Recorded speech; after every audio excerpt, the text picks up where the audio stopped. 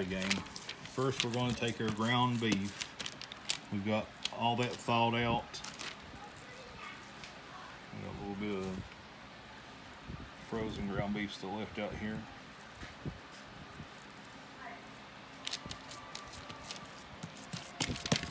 We're going to get that into a nice little ball here. We're going to take our salt first. And we're going to put us a healthy layer of salt over this. And we're going to get our black pepper. And we're going to do the same. Now, I don't bother measuring because I do what I call a surface seasoning, where I just get a nice amount on the surface on one side, and then we're going to mix it up in a moment. Now, this is thyme.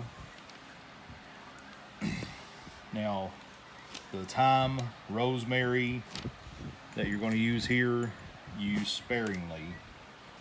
So we're just going to go over it just a little bit. About half as much thyme and half as much rosemary as you use black pepper, and about half as much black pepper as you use salt. I'll go over it with the rosemary. Now, this is onion powder, and I'm going to go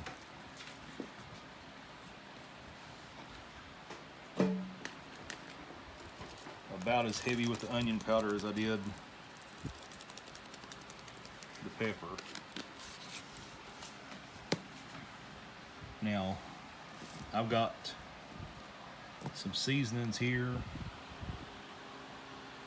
I need to show you. The cilantro is not part of this is my grilling seasonings. I've got Belgian style white ale, a mesquite grilling seasoning.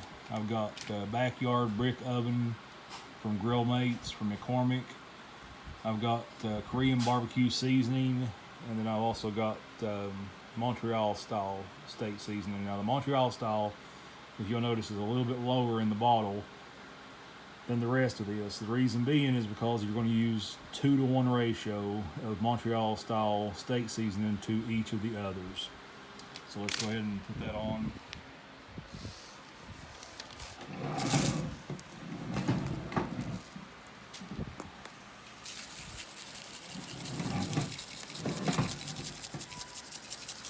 We're going to get a nice amount of the Montreal, then we're going to just do a small bit of the Korean.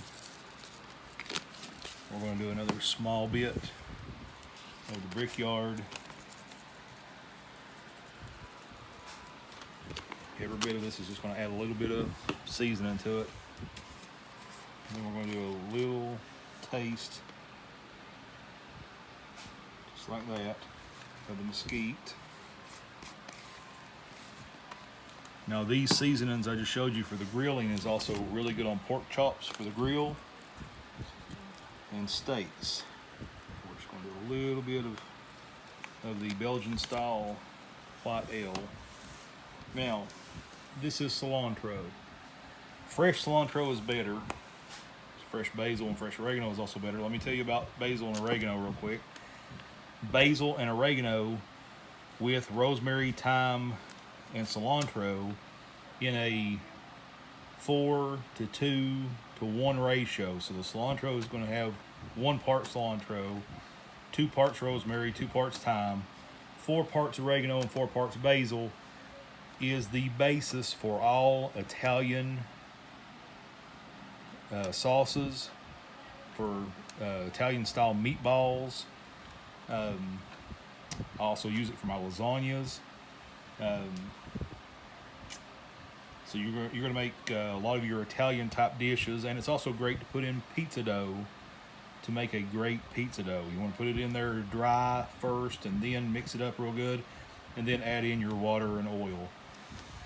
So we're going to put just a little bit of cilantro because cilantro is extremely powerful, and cilantro is something that you don't play around with. It's like sage.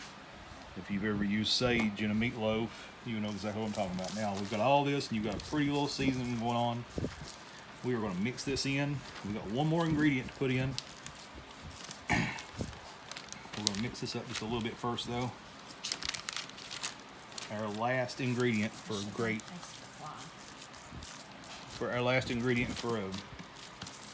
burger is Worcestershire sauce. We used to call it Worcestershire sauce. Yes, I am from the mountains of eastern Kentucky. Just look over my accent. Now, pop that baby right open there. We're going to add us a little Worcestershire sauce. We're going to pat that in real good. We're going to mix it in. If you ever done any baking, you know what kneading is. We're going to fold and press our hamburger meat several times over, and this will mix all of our ingredients in. Now, there is one last thing we need to put in here before we're finished, and I had forgotten to get it out. Let me just wash my hands off.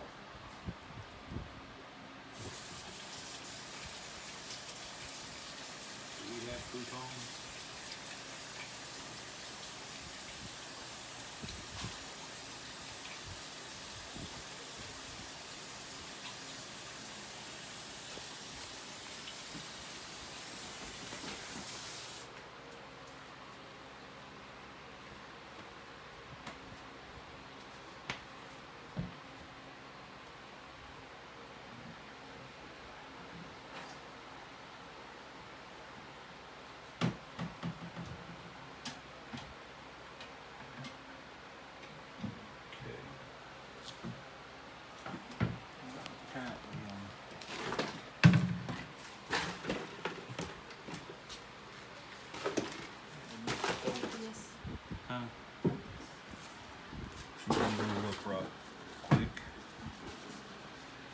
So the last ingredient is I was supposed to have crushed up a small bag of croutons and mixed into this. It's easier than putting breadcrumbs in. It's already ready to go. It's usually seasoned a little bit. And let me just go ahead and show you all. She's trying to find those. I fried up some bacon pieces, and I've got my oil still from the bacon. Now you can go healthier and you can use a little bit of olive oil or grapeseed oil or something like that. You can go healthier. We're not going to worry too much about the healthy part of it. Also, when you're getting your buns together, there's a couple different ways you can do your buns. You can either steam them over boiling water to get them nice and soft, or you can put them in the oven with just a little bit of butter on them, and that'll also, but you don't want to leave them in there very long. You can toast them that way.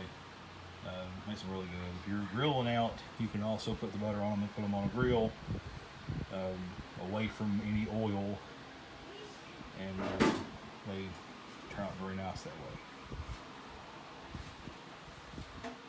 So I'm going to go ahead and skip because we're having problems finding our croutons. I'm not even sure if we have croutons left. Yeah, it's been a while since we used them. But if you did, you would mix up some croutons. Oh, we do have croutons. Great. Okay, so I've got this bag of croutons right here. I need my hammer over there real quick, Casey. We'll make it.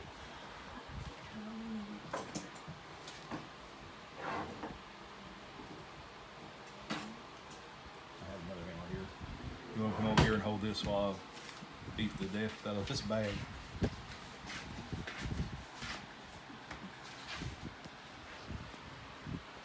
Okay.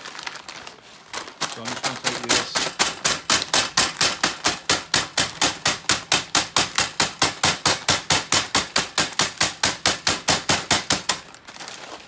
Sound effects are extra.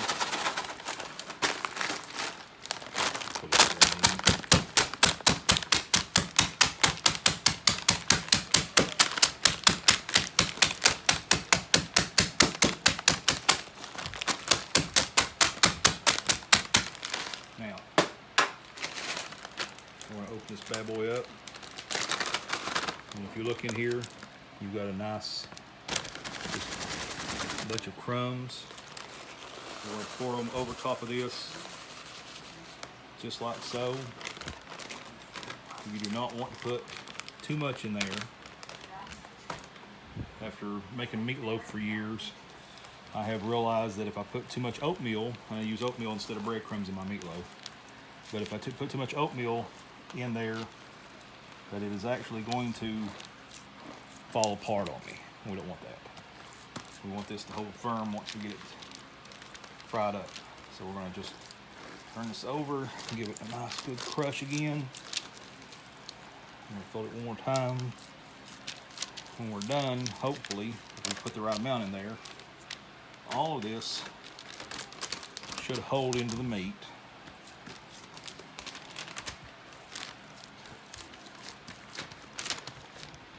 Now, you can get fancy with this.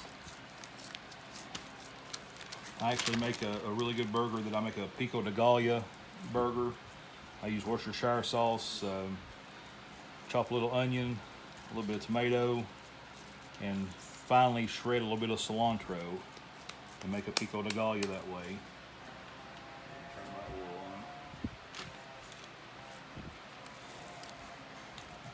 And I make rectangles out of these instead of patting them out into patties, and put the pico de gallo in one little spot on the rectangle and then fold it over and seal it around the edges by pressing it, and then I fry it that way. I use a little bit of Worcestershire sauce, salt and pepper as well in that pico de gallo. You can also put cheese. A lot of people have started putting cheese inside the hamburger patties. You just need to make sure that you sear them off real well, because if you don't, the cheese will evaporate right back out into the pan. You don't want that. 2 pounds of goodness. Yeah.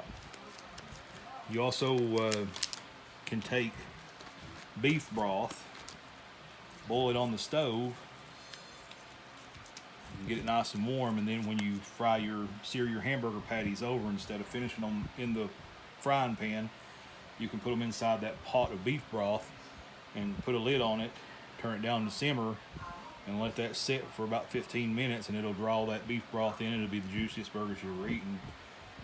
There's another trick with making meatballs. You can put ice cubes inside the meatballs, coat them with oil, and put them in your oven, and that'll make great meatballs. Gordon Ramsay says that you should let your meat set out for an hour before you actually fix it, and let it come to room temperature. He also bastes his in butter and does some other things. If you want to check out Gordon Ramsay, you can't go wrong. We're getting our oil a little warmer, and we'll be ready to throw our burgers in there.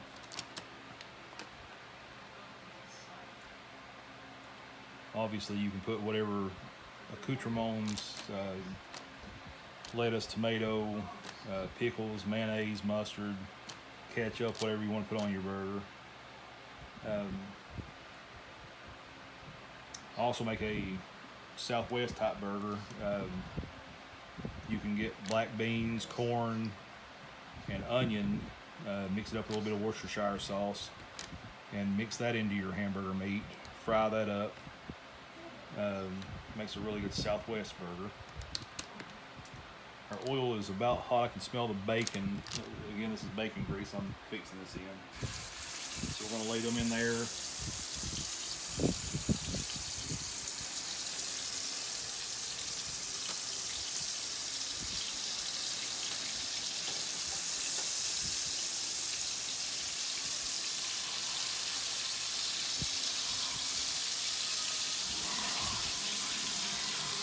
Now,